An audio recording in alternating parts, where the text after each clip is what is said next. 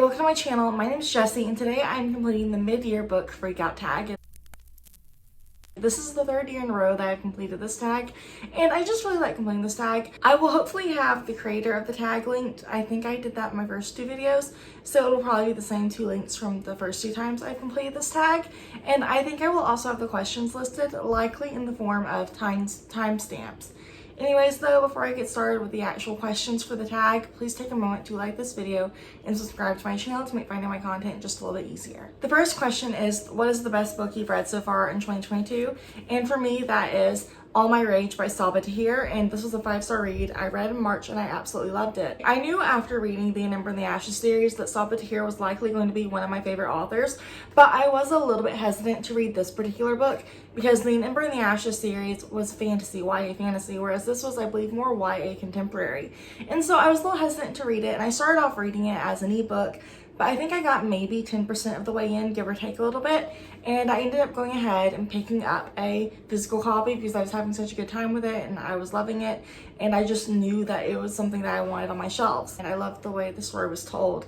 This book does have some content warnings though that I definitely think are worth checking out if you are sensitive to any topics. Next is, what is the best sequel you've read so far in 2022?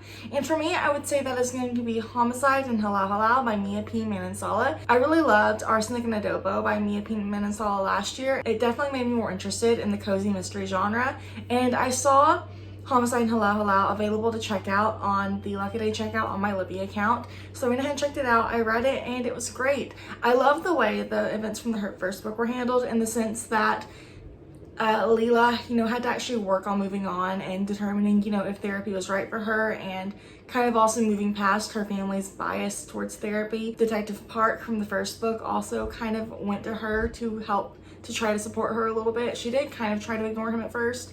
And I do wish I'd seen a little bit more of her best friend. I'm excited for the third book because I think it comes out sometime this fall. I have not continued that many series so far this year. I have started lots of series, but I have not continued past the first book for a lot of them. And so I would say that Homicide and Hello Hello is definitely my favorite sequel up until this point. What is a new release you haven't read yet but want to? And for me, that is Weather Girl by Rachel Lynn Solomon. I'm pretty sure this is the first new release I picked up all year long. I picked this up back in, I think, January, within a few days of it coming out, and I had intended to read it earlier in the year and I just hadn't gotten around to it. But I loved The X Talk by Rachel Lynn Solomon, and so I knew I wanted to read this one, and I know this one kind of involves a weather girl and another newscaster falling in love, but they do so by trying to get their bosses, who are married, back together, I think. So I'm interested to read this one. I just haven't gotten around to it yet. What is your most anticipated release for the second half of the year? And I think that's for me going to be Blood Like Fate by Lizelle Samberry.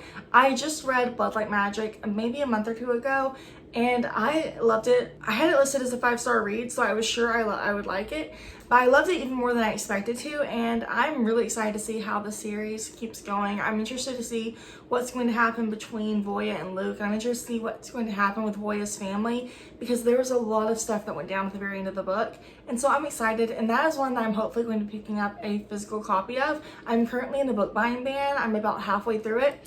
I've almost broken it so many times, but I'm going strong.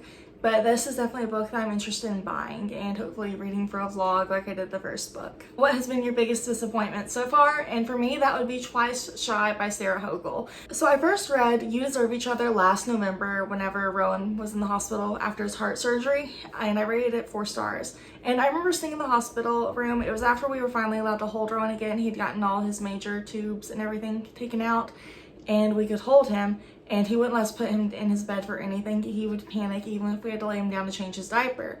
And so we were allowed to hold him in this rocking chair. They didn't really want us walking around with him because he was still connected to a few monitors. And we were told that, we weren't really supposed to go to sleep while holding him in the rocking chair. It was just a safety issue, and that was fine. I was having trouble sleeping there anyways. And so I remember staying up all night during Chris's shift for napping, and I decided not to wake Chris up so I could finish reading You Deserve Each Other.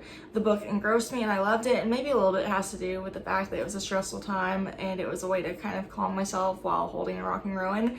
But I really loved You Deserved Each Other, and so I went into Twice Shy with really high expectations, and they were just it was just kind of a letdown for me.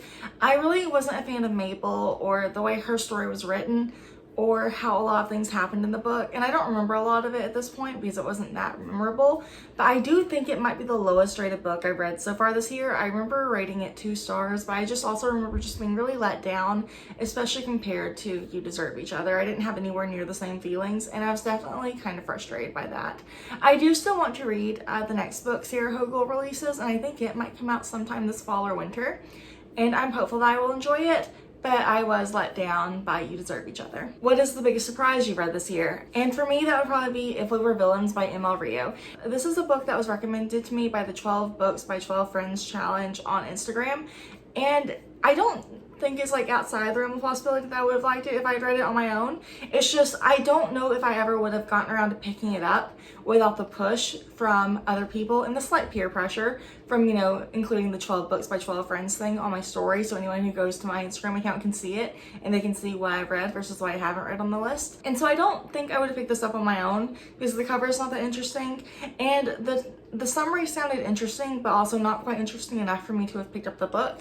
But I picked it up and I loved it, and I think I rated it either 4 or 5 stars. I'm not quite remembering correctly, but I love the way the story was divided into acts and scenes instead of parts and chapters. And I know they're basically the same thing, but it's just that little detail was nice, especially considering the fact that it follows a bunch of theater students. I had a really good time with this, and it was just a fun book. Next is your favorite new author who is either just new to you or debut, and for me that would be Chloe Leese. I am having a really good time with her books that I've read so far. I've read Only When It's Us and Always Only You, and I loved them both. They were both great books. I read Only When It's Us, I think back in February or January or February, and I had such a great time with it. I read it in I think 2 sittings. The first sitting I read up until the 60 or 70% mark, and there was a sad thing that happened and I had to put it down. But I absolutely love the book, and I will say at this point in time, I think Willa and Ryder are currently my favorite couple, but I'm really excited for Freya's book because I will hopefully be getting that sometime in the next couple of weeks. I've had it on hold for Libby for almost a month now, and I'm excited to read Freya's story and Aiden's story. And then I know Chloe Leese also had, I believe, released the 5th book sometime in the past month or 2, and then I think she has another book not related to the Bergman brothers coming out sometime this year, and so I'm excited to read more of her work. Next is my newest fictional crush, and I'm actually skipping this question this year. This is the question I'm always the least comfortable answering, and I've decided this year that after kind of going through my books and trying to come up with an answer, I'm not going to try to.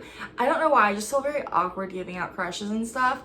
Even if I know they're fictional and it's really not a big deal, I think part of me is just stuck in the mentality that I can't tell people that kind of stuff, and it just freaks me out and it just makes me really uncomfortable, so I'm skipping that question, so sorry. Next is my newest favorite character, and I've had a little bit of trouble coming up with an answer to this question. On one hand, it could be Nora from Book Lovers by Emily Henry, just because I really enjoyed her relationship with her sister, and I could see so much of my own relationship with my sister in that book, and kind of watching her struggle to let her sister become more independent from her, or not necessarily become more independent from her, but it kind of feels that way because her and her sister are so close, they see each other so regularly, they're typically on the same page, and when they're not, Nora really struggles with that, on top of just all these other potential changes that she's kind of sees coming. I had a thought for who another character could be, and then I lost it, but that's another question I had a little bit of trouble with. I had to really scroll through my books, and I found a lot of characters that I've liked this year, but no one just sticks out as a strong favorite at this point in time. And Nora's the closest, but I think it's just because of that one quality she and I share as being older sisters. Next is what is a book that made you cry, and I really had to think about this.